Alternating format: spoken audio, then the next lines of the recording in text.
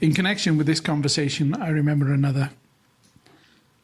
What is your opinion of modern psychology? I once asked G, with the intention of introducing the subject of psychoanalysis, which I had mistrusted from the time that it had first appeared. But G did not let me get as far as that. Before speaking of psychology, we must be clear to whom it refers and to whom it does not refer, he said. Psychology refers to people, to men, to human beings. What psychology, he emphasized the word, can there be in relation to machines? Mechanics, not psychology, is necessary for the study of machines. That is why we begin with mechanics. It's a very long way yet to psychology. Can one stop being a machine? I asked. Ah, that is the question, said G. If you had asked such questions more often, we might, perhaps, have got somewhere in our talks. It is possible to stop being a machine, but for that it is very necessary, first of all, to know the machine. A machine, a real machine, does not know itself and cannot know itself. When a machine knows itself, it is then no longer a machine, at least not a machine as it was before. It already begins to be responsible for its actions. This means, according to you, that a man is not responsible for his actions, I asked.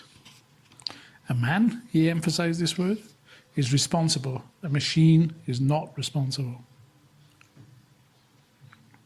In the course of one of our talks, I asked G, what, in your opinion, is the best preparation for the study of your method? For instance, is it useful to study what is termed occult or mystical literature? In saying this, I had in mind more particularly the tarot and the literature on the tarot. Yes, said G, a great deal can be found by reading. For instance, take yourself.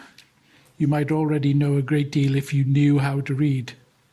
I mean that if you understood everything you have read in your life, you would already know what you are looking for now. If you understood everything you have written in your book, what is it called? He made something altogether impossible out of the words tertium organum. I should come and bow down to you and beg you to teach me. But you do not understand either what you read or what you write. You do not even understand what the word understand means. Yet understanding is essential, and reading can be useful only if you understand what you read. But of course, no book can give real preparation. So it is impossible to say which is better.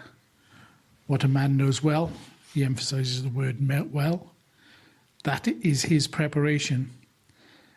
If a man knows how to make coffee well, or how to make boots well, then it is already possible to talk to him. The trouble is that nobody knows anything well. Everything is known just anyhow, superficially. This was another of those unexpected turns which G gave to his explanations. G's words, in addition to their ordinary meaning, undoubtedly contained another, altogether different meaning. I had already begun to realize that in order to arrive at his hidden meaning in G's words, one had to begin with their usual and simple meaning. G's words were always significant in their ordinary sense, although this was not the whole of their significance. The wider or deeper significance remained hidden for a long time. There is another talk which has remained in my memory. I asked G what a man had to do to assimilate his teaching. What to do? Asked G, as though surprised. It is impossible to do anything. A man must first of all understand certain things. He has thousands of false ideas and false conceptions, chiefly about himself, and he must get rid of some of them before beginning to acquire anything new. Otherwise, the new will be built on a wrong foundation and the result will be worse than before. How can one get rid of the false ideas? I asked. We depend on the forms of our perception. False ideas are produced by the forms of our perception. G shook his head. Again, you speak of something different, he said. You speak of errors arising from perceptions, but I am not speaking of these. Within the limits of given perceptions, man can err more or err less. As I have said before, man's chief delusion is his conviction that he can do. All people think they can do, all people want to do, and the first question all people ask is what they are to do. But actually nobody does anything and nobody can do anything. This is the first thing that must be understood. Everything happens. All that befalls a man, all that is done by him, all that comes from him, all this happens. And it happens in exactly the same way as rain falls as a result of a change in the temperature in the higher regions of the atmosphere, or the surrounding clouds, as snow melts under the rays of the sun, as dust rises with the wind. Man is a machine. All his deeds, actions, words, thoughts, feelings, convictions, opinions and habits are the results of the external influences, external impressions. Out of himself, a man could produce a single thought, a single action. Everything he says, does, thinks, feels, all this happens. Man cannot discover anything, invent anything, it all happens. To establish this fact for oneself, to understand it, to be convinced of its truth, means getting rid of 1,000 illusions about man, about his being creative and consciously organizing his own life and so on. There is nothing of this kind. Everything happens, popular movements, wars, revolutions, changes of government, all this happens. And it happens in exactly the same way as everything happens in the life of an individual man. Man is born, lives, dies, builds houses, writes books, not as he wants to, but as it happens. Everything happens. Man does not love, hate, desire. All this happens. But no one will believe you if you tell them that he can do nothing. This is the most offensive and the most unpleasant thing you can tell people. It is particularly unpleasant and offensive because it is the truth and nobody wants to know the truth. When you understand this, it will be easier for us to talk. But it is one thing to understand with the mind and another thing to feel it with one's whole mass, to be really convinced that it is so and never forget it.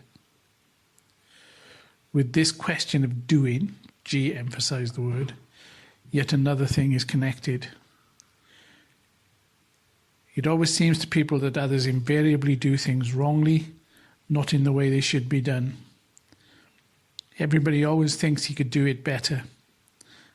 They do not understand and do not want to understand, and what is being done, and particularly what has already been done in one way, cannot be and could not have been done in any other way.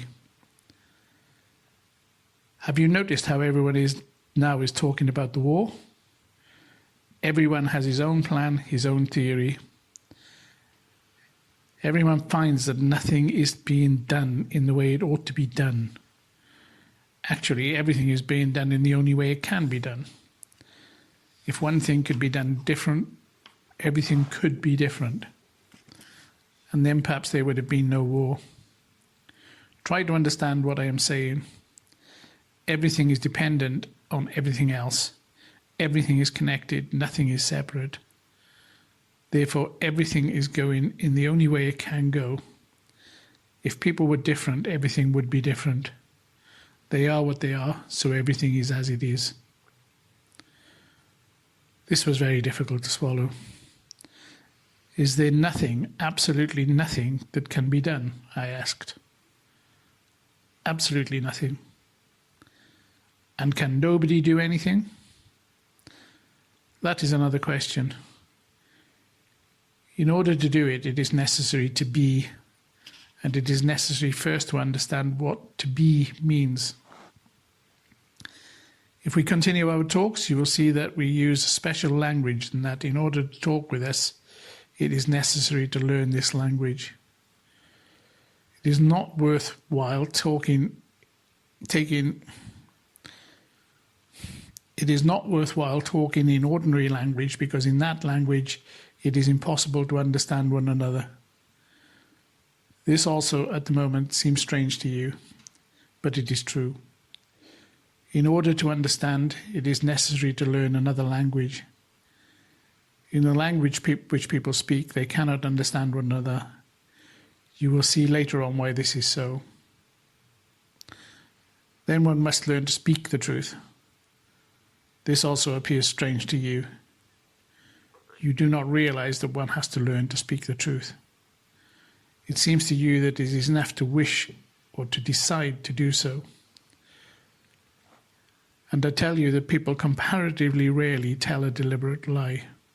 In most cases, they think they speak the truth, and yet they lie all the time, both when they wish to lie and when they wish to speak the truth. They lie all the time, both to themselves and to others. Therefore, nobody ever understands either himself or anyone else. Think, could there be such discord, such deep misunderstanding, and such hatred towards the views and opinions of others if people were able to understand one another? But they cannot understand because they cannot help lying. To speak the truth is the most difficult thing in the world, and one must study a great deal and for a long time in order to be able to speak the truth. The wish alone is not enough. To speak the truth, one must know what the truth is and what a lie is, and first of all, in oneself. And this nobody wants to know. Talks with G and the unexpected turn he gave to every idea interested me more and more every day, but I had to go to Petersburg. I remember my last talk with him. I had thanked him for the consideration he had given me and for his explanations which, I already saw, had changed many things for me. But all the same, the most important thing is facts, I said. If I could see genuine and real facts of a new and unknown character, only they would finally convince me that I am on the right way. I was again thinking of miracles. There will be facts, said G, I promise you. But many other things are necessary first. I did not understand his last words then. I only understood them later when I really came against facts, for G kept his word. But this was not until a year and a half later, in August 1916. Of the last talks in Moscow, there is still another which remains in my memory, during which G said several things which, again, became intelligible only subsequently. He was talking about a man I had met while with him, and he spoke of his relations with certain people. He is a weak man, said G. People take advantage of him, unconsciously, of course, and all because he considers them. If he did not consider them, everything would be different, and they would themselves be different. It seems odd to me that a man should not consider others. What do you mean by the word consider? I asked. I both understand you and I don't understand you. This word has a great many different meanings. Precisely the contrary, said G. There is only one meaning. Try to think about this. Later on, I understood what G called considering and realized what an enormous place it occupies in life and how much it gives rise to. G called considering that attitude which creates inner slavery, inner dependence. Afterwards, we had occasion to speak a great deal about this. I remember another talk about the war. We were sitting in the Filipov's cafe on the Svarenskaya. It was very full of people and very noisy. War and profiteering had created an unpleasant, feverish atmosphere. I had even refused to go there. G insisted, and as always with him, I gave way. I had already realized by then that he sometimes purposely created difficult conditions for conversation, as though demanding of me some sort of extra effort and readiness to reconcile myself to unpleasant and uncomfortable surroundings for the sake of talking to him. But this time the result was not particularly brilliant because, owing to the noise, the most interesting part of what he was saying failed to reach me. At first I understood what G was saying, but the thread gradually began to slip away from me. After several attempts to follow his remarks, of which only isolated words reached me, I gave up listening and simply observed how he spoke. The conversation began with my question, can war be stopped? And G answered, yes, it can. And yet I had not been certain from previous talks that he would answer, no, it cannot. But the whole thing is how, he said. It is necessary to know a great deal in order to understand that. What is war? It is the result of planetary influences. Somewhere up there, 2 or 3 planets have approached too near to each other. Tensions result. Have you noticed how, if a man passes quite close to you on a narrow pavement, you become all tense? The same tension takes place between planets. For them, it lasts perhaps a second or 2. But here, on the Earth, people begin to slaughter one another. They go on slaughtering maybe for several years. It seems to them at the same time that they hate one another, or perhaps that they have to slaughter each other for some exalted purpose, or that they must defend somebody or something, that it is a very noble thing to do, or something else of the same kind. They fail to realize to what an extent they are mere pawns in the game. They think they signify something. They think they can move about as they like. They think they can decide to do this or that. But in reality, all their movements, all their actions are the result of planetary influences. And they themselves signify literally nothing. When the moon plays a big part in this, but we will speak about the moon separately. Only it must be understood that neither Emperor Wilhelm, nor generals, nor ministers, nor parliaments signify anything or can do anything.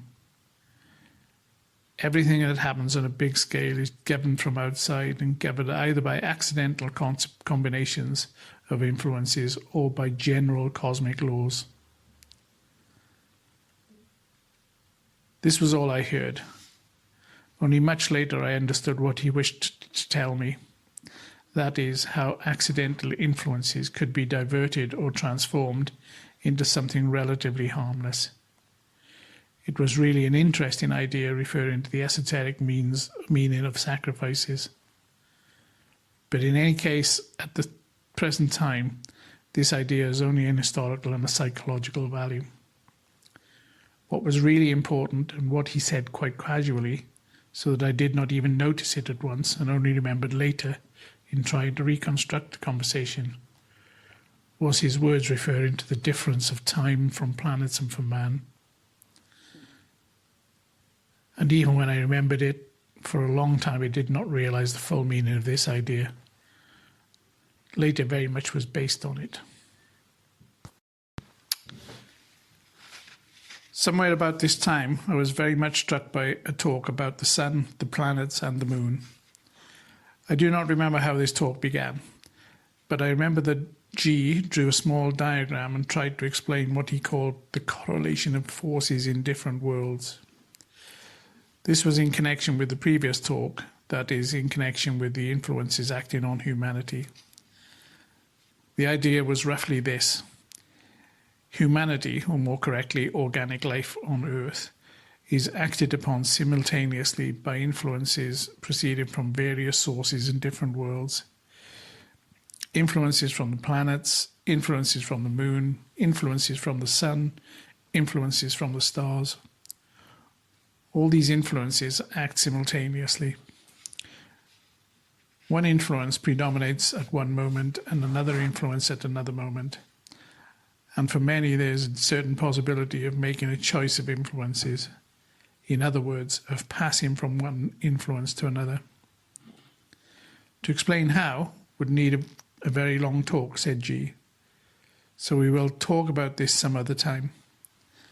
At this moment, I want you to understand one thing. It is impossible to become free from one influence without becoming subject to another. The whole thing, all work on oneself, consists in choosing the influence to which you wish to subject yourself and actually falling under this influence. And for this, it is not necessary to know beforehand which influence is the most profitable. What interested me in this talk was that G spoke of the planets and the moon as living beings, having definite ages, a definite period of life, and possibilities of development and transition to other planes of being. From what he said, it appeared that the moon was not a dead planet, as is usually accepted, but on the contrary, a planet in birth, a planet at the very initial stage of its development, which had not yet reached the degree of intelligence possessed by the Earth, as he expressed it. But the moon is growing and developing, said G, and sometime it will possibly attain the same level as the Earth. Then near it a new moon will appear and the Earth will become their sun. At one time the sun was like the Earth and the Earth like the moon, and earlier still the sun was like the moon. This attracted my attention at once. Nothing had ever seemed to me more artificial, unreliable and dogmatic than all the usual theories of the origin of the planets and the solar system, beginning with the Kant-Laplace theory down to the very latest, with all their additions and variations.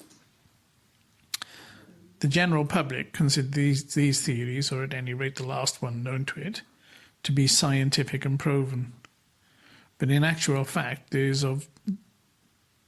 of course nothing less scientific and less proven than these theories. Therefore, the fact that G's system accepted an altogether different theory, an organic theory having its origin in entirely new principles and showing a different universal order, appeared to me very interesting and important. In what relation does the intelligence of the Earth stand to the intelligence of the Sun? I asked. The intelligence of the Sun is divine, said G, but the Earth can become the same. Of course, it is not guaranteed, and the Earth may die having attained nothing. Upon what does this depend? I asked. G's answer was very vague. There's a definite period, he said, for a certain thing to be done. If, by a certain time, what ought to be done has not been done, the Earth may perish without having attained what it could have attained. Is this period known? I asked. It is known, said G, but it would be no advantage whatever for people to know it. It would even be worse. Some would believe it, others would not believe it, yet others would demand proofs. Afterwards they would begin to break one another's heads. Everything ends this way with people. In Moscow, at the same time, we also had several interesting talks about art. These were connected with the story which was read on the first evening that I saw G. At the moment it is not clear to you, G once said, that people living on the Earth can belong to very different levels, although in appearance they look exactly the same. Just as there are very different levels of men, so there are different levels of art. Only you do not realize it at present that the difference between these levels is far greater than you might suppose. You take different things on one level, far too near to one another, and you think these different levels are accessible to you. I do not call them art at all, what you call art, which is simply mechanical reproduction, imitation of nature or other people, or simply fantasy or an attempt to be original. Real art is something quite different. Among works of art, especially works of ancient art, you meet with many things you cannot explain and which contain a certain something you do not feel in a modern work of art. But as you do not realize what this difference is, you very soon forget it and continue to make everything as one kind of art. And yet there is an enormous difference between your art and the art of which I speak. In your art, everything is subjective. The artist's perception of this or that sensation, the forms in which he tries to express his sensations, and the perceptions of those forms by other people. In one and the same phenomena, one artist may feel one thing and another artist quite a different thing.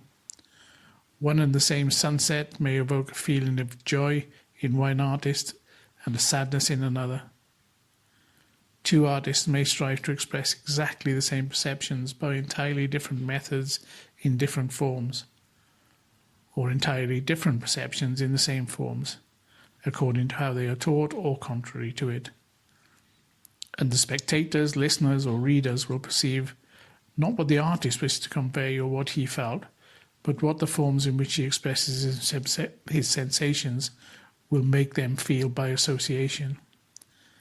Everything is subjective and everything is accidental, that is to say, based on accidental associations. The impression of the artist and his creation, he emphasized the word creation, the perceptions of the artist, the perceptions of the spectators, listeners, or readers. In real art, there is nothing accidental. It is mathematics. Everything in it can be calculated, everything can be known beforehand.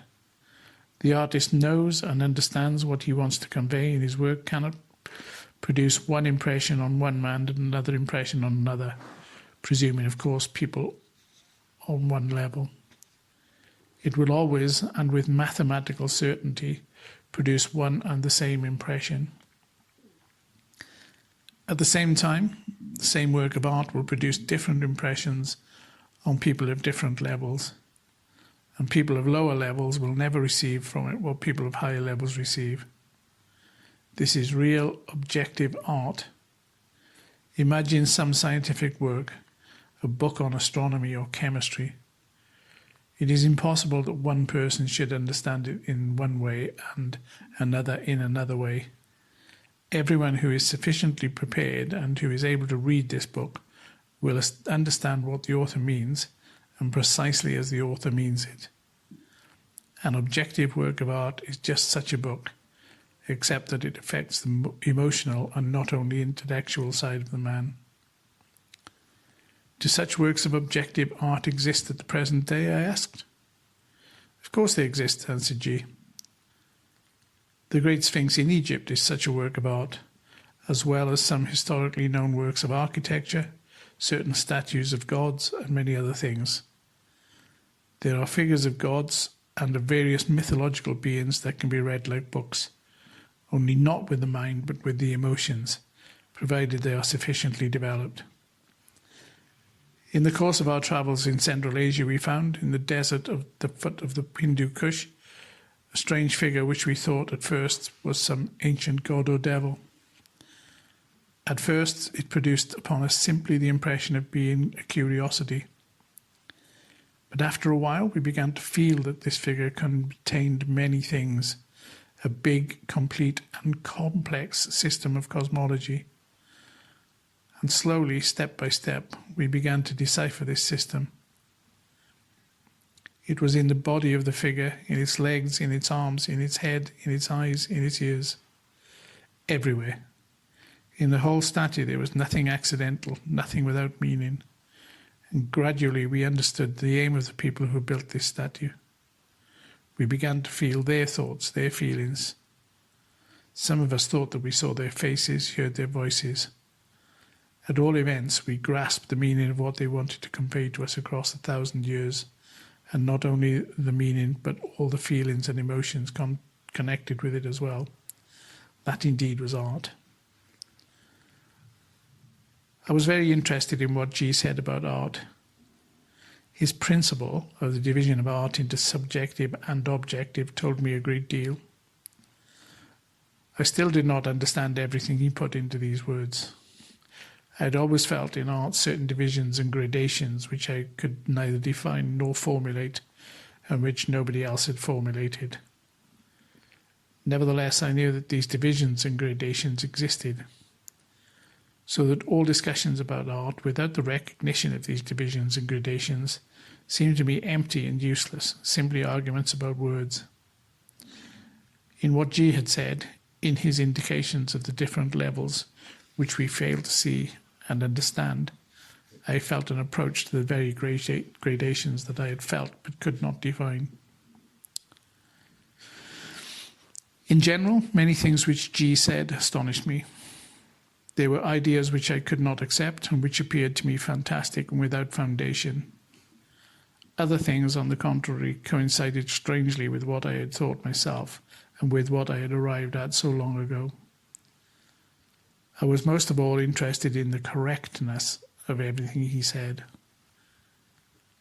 I already felt that his ideas were not detached from one another, as all philosophical and scientific ideas are, but made one whole, of which as yet I saw only some of the pieces.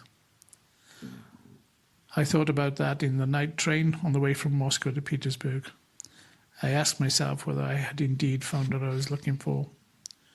Was it possible that G actually knew what had to be known in order to proceed from the words or ideas to deeds, to facts?